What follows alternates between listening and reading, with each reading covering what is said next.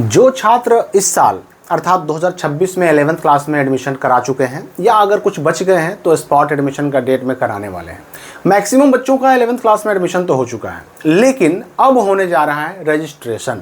और एडमिशन के बाद दूसरा जो सबसे इम्पॉर्टेंट स्टेप होता है वो रजिस्ट्रेशन ही होता है। और रजिस्ट्रेशन ही वो चीज़ है जो आपके एडमिशन को वैलिड बनाता है, क्योंकि अगर रजिस्ट्रेशन नहीं तो फिर एडमिशन कैंसिल।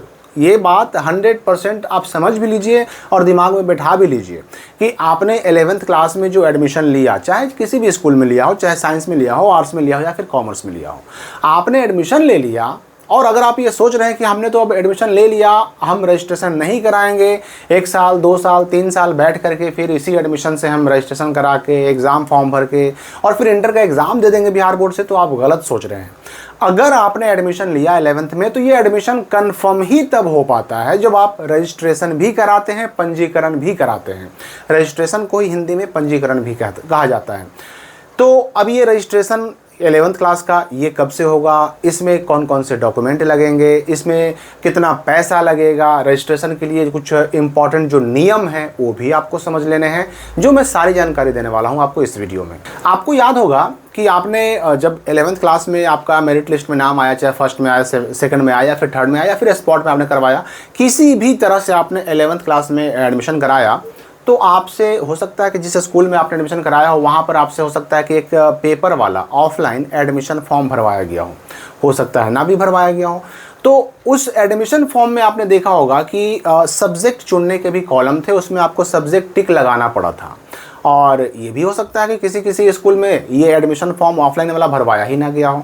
तो चाहे ये फॉर्म भरवाया गया हो, चाहे ना भरवाया गया हो, चाहे आपने सब्जेक्ट टिक लगाया हो एडमिशन के टाइम पे, चुना हो एडमिशन के टाइम पर, या फिर सब्जेक्ट ना चुना हो, एक बात याद रखिए कि अगर आपने सब्जेक्ट चुन भी लिया है ना, एडमिशन फॉर्म में टिक लगा भी दिया है ना, तो उस सब्जेक्ट का अब कोई मतलब नहीं है, उस सब्जेक्ट के कोई मायने नहीं है, वो सब्जेक्ट आपका नहीं रहने वाला। अभी जो मैं जिस रजिस्ट्रेशन की बात कर रहा हूँ, 11th क्लास के रजिस्ट्रेशन होने के डेट की बात कर रहा हूँ, जब रजिस्ट्रेशन शुरू होगा ना तो उस दौरान जो रजिस्ट्रेशन फॉर्म एक मिलेगा आपको, जिसपे आपके सारे डिटेल्स जो है छपे हुए रहेंगे, लेकिन सब्जेक्ट पर टिक लगाना पड़ेगा। उसमें जब आप सब्जेक्ट चुनिएगा, टिक लगाइएगा, और वो जो सब्जेक्ट आप चुन लेंगे ना, वही आपका फाइनल सब्जेक्ट माना जाता है, वही आपके आगे रजिस्ट्रेशन कार्ड पे छप के आएगा, वही आपके आगे एडमिट कार्ड पे छप के आएगा, और उसी सब्जेक्ट का आपको एग्जाम भी देना पड़ेगा, फाइनल एग्जाम इंटर वाला जो कि 2028 में आपका होने वाला है। तो रजिस्ट्रेशन फॉर्म पर चुना गया सब्जेक्ट ही फाइनल माना जाता है। लेकिन यहाँ पर मैं ये भी स्पष्ट कर दूँ कि सब्जेक्ट को आप एडमिशन फॉर्म में चुने गए सब्जेक्ट को चेंज तो कर सकते हैं, लेकिन अब जो आपका एडमिशन हो गया ना, अब उसको बदल नहीं सकते हैं। स्पॉट एडमिशन का डेट अगर फाइनली ख़त्म हो गया, फिर से अगर नहीं आया, तो अब जो है ना आपके पास ना तो स्कूल बदलने का मौका है, ना ही आपको अपना स्ट्रीम यानी साइंस आर्ट्स कॉमर्स बदलने का मौका है। जिसमें आपका एडमिशन हो गया, अब उसी में आपका रजिस्ट्रेशन होगा और उसी में आपका एग्जाम फॉर्म भराएगा और उसी से आपको एग्जाम भी देना पड़ेगा। मतलब जो आर्ट्स में रहेंगे, आर्ट्स का ही उनका रजिस्ट्रेशन होगा, आर्ट्स का ही फॉर्म भराएगा, आर्ट्स का ही एग्जाम देना पड़ेगा, साइंस वालों का साइंस का, कॉमर्स वालों का कॉमर्स का। ये भी आप समझ लीजिए। अब यहाँ पर मैं स्पष्ट कर दूं कि सब्जेक्ट में जो चुनने की बात कर रहा हूँ, देखिए होता क्या है ना कि जो 11th क्लास में बच्चों ने एडमिशन लिया, जाहिर सी बात है कि उनको 2028 में इंटर का एग्जाम देना है बिहार बोर्ड से। ऐसे बच्चों का 2 होता है लैंग्वेज सब्जेक्ट, चाहे साइंस हो, चाहे आर्ट्स हो, चाहे कॉमर्स हो, तीनों में 2 लैंग्वेज सब्जेक्ट होता है, 100 नंबर का, 200 नंबर हो गया। इसके बाद 3 होते हैं इलेक्टिव सब्जेक्ट, यानी कंपलसरी सब्जेक्ट में 3 इलेक्टिव सब्जेक्ट होते हैं, और वो तीनों भी होते हैं 100 नंबर के, साइंस में भी, आर्ट्स में भी, कॉमर्स में भी। तो 200 का हो गया आपका लैंग्वेज, 300 का हो गया आपका इलेक्टिव, दोनों को जोड़ दीजिए तो हो गया 500 नंबर। और इसी 500 नंबर पे ये जो 5 सब्जेक्ट 100 नंबर के हुए ना, यही 500 आपका मेन सब्जेक्ट हुआ। इसी का आपका एग्जाम जो है ना, इसी के नंबर को रिजल्ट में जोड़ा जाएगा, इसी पर परसेंटेज निकाला जाएगा, और इसी पर आपका डिवीजन भी, कि फर्स्ट है कि सेकंड है कि थर्ड डिवीजन है, ये भी फाइनल किया जाएगा। और इसके अलावा छठे सब्जेक्ट के रूप में आप एडिशनल या एक्स्ट्रा, जिसको हिंदी में अतिरिक्त विषय भी कहते हैं, वो भी आप ले सकते हैं। वो 5 तो आपको चुनना ही चुनना है, वो तो कंपलसरी है कि आपको 5 चुनना ही चुनना है। उसको आप ऐसा नहीं कि नहीं मन है हम नहीं चुनेंगे, ऐसा कुछ नहीं होता है। वो 5 तो चुनना पड़ेगा, लेकिन एडिशनल या फिर अतिरिक्त विषय जो मैंने कहा, एक्स्ट्रा सब्जेक्ट जो मैंने कहा, ये आपकी अपनी मर्जी पर डिपेंड करता है। आप चाहें तो उसको चुनें, नहीं मन है तो मत चुनिए।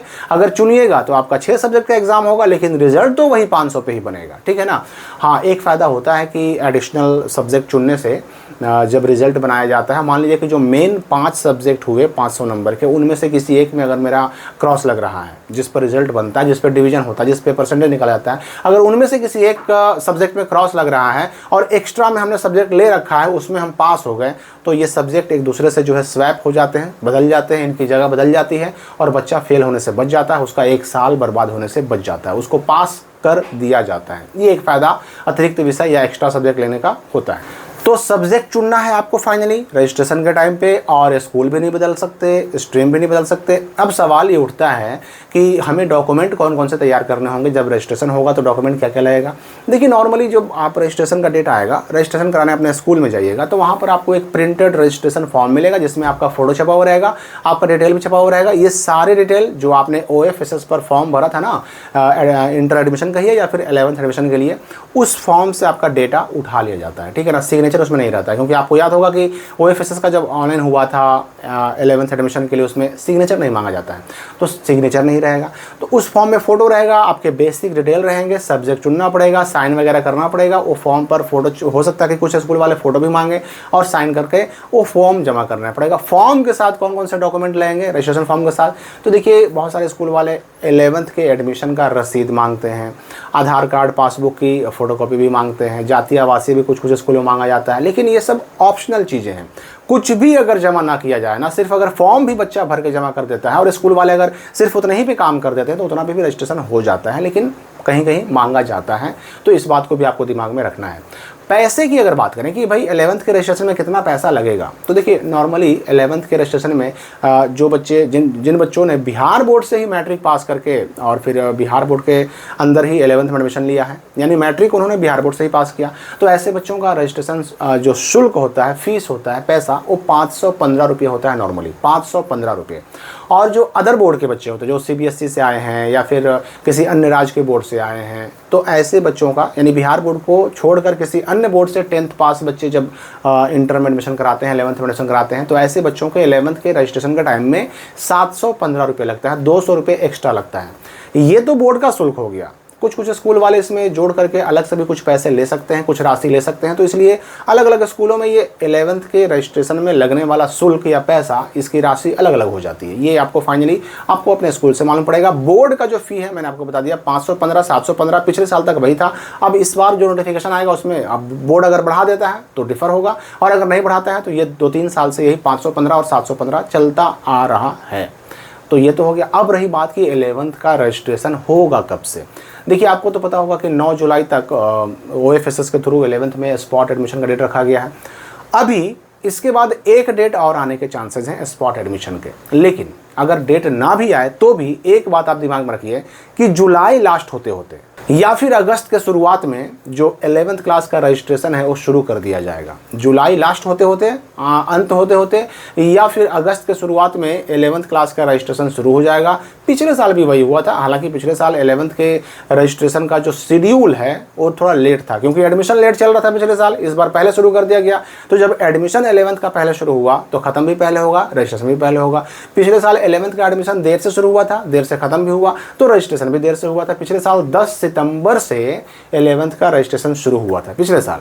इस बार लेकिन 1 महीना प्रक्रिया पहले चल रही है, इसलिए जुलाई लास्ट में या अगस्त के शुरुआत में 11th का रजिस्ट्रेशन शुरू कर दिया जाएगा।